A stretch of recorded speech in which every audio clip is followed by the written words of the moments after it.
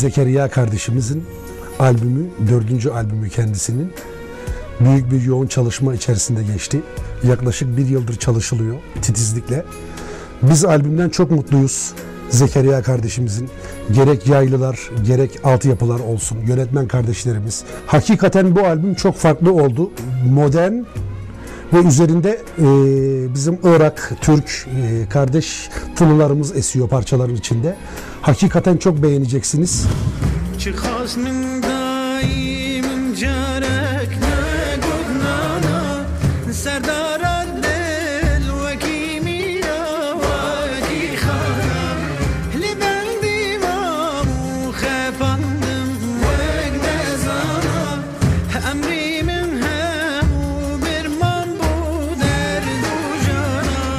Zekeriya kardeşim her albümünde yaklaşık 8 yıldır bir önceki albümü bir sonraki albümüne göre daha bir üzerine koyarak daha güzel şeyler yapıyor. Tabii ki bu çok zor bir şeydir. Her zaman iyi albümler bir sonraki albüm için handikap yaratabiliyor ama Zekeriya kardeşim gerek besteciliği, gerek yorumuyla, gerek ve o güçlü sesiyle bunların üstesinden geldi. Hakikaten çok keyifli bir albüm oldu.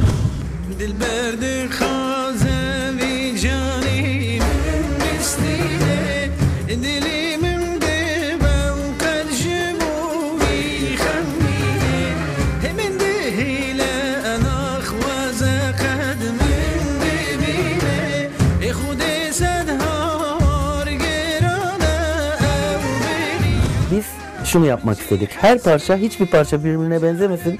Fakat dünyadaki bütün yaşayan insanların kulağına aynı melodileri duyurmak, rahatsız etmemek. Yani bu Irak müziği, bu Türkiye müziği, bu Alman müziği, İngiliz müziği, öyle bir şey yok. Biz hiçbir şeyden kaçınmadık.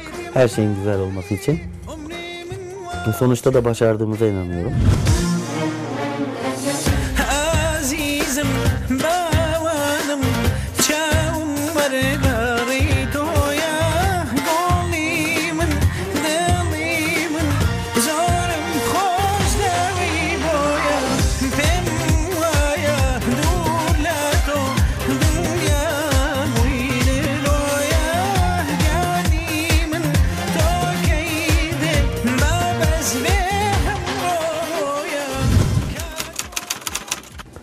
سلااو خەڵکی کوردستانی خۆشەویست، دوا بەرهەمی من بە ناوی لاپەڕیسپی لێرە حەزم کرد کە هەندێک شت هەیە باس بکەم بۆ جەنابتان بەڕێستان کە بەرهەم چۆن دێتە دی، چۆن تۆمار دەکرێت، چۆن میکس دەکرێت، ئەو مۆسیقا ژەنانەیە کە بەشدار دەبن لەناو ئیشەکە چۆن هاوکاری من دەکەن.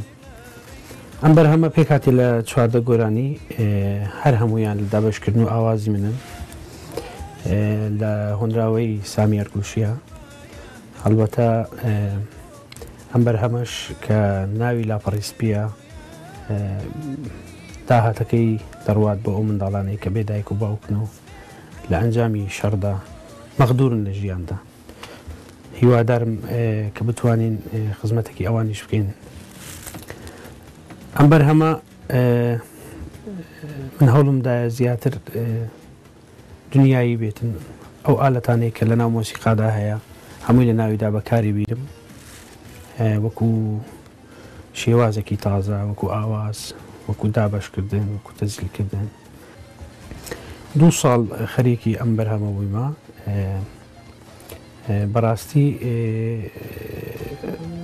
تەواوبوونەکەی بەدڵی هەمومان بوو ئینشاڵە بەدڵی ئێوەش دەبیتن هیوادارم خزمەتێکم کردبی بۆ خاک وڵاتەکەم و میلەتەکەم هیوادارم ئێوەش دەستێک بۆ منداڵان درێژ بکەن کە بێدایک و بابنجکە داهاتەکە بۆ ئەوان دەڕواتن و داواکارم لە خەڵکی کوردستانی خۆشەویست کە تکایە شتەکان ئەو برادرانە کۆپی نەکەن و نسخە ئەسلەکەی ئەگەر بکرێت وەکو هاوکاری وەکو جێگرتن چکە کوالیتەکەی نەوعیەتیشی خراپ دەبێتن کە کۆپی دەکرێت من لێرەدا سوپاسی هەموو برادران دەکەم کە هاوکاریان کردم کە بەشدار بوون لەو بەرهەمە کە لەگەڵ من عەزیەتیان کێشایە دەستیان ساغ بێتن و ئینشاڵڵا سەرکەوتنیش بۆوان دەخوازم سەرکەوتن بۆ هەموو هاوڕێیە هونەرمەندانەی کە خەریکی هونەرن هیوادارم بەدڵی هەموو لایەکتان بێ زۆر سوپاس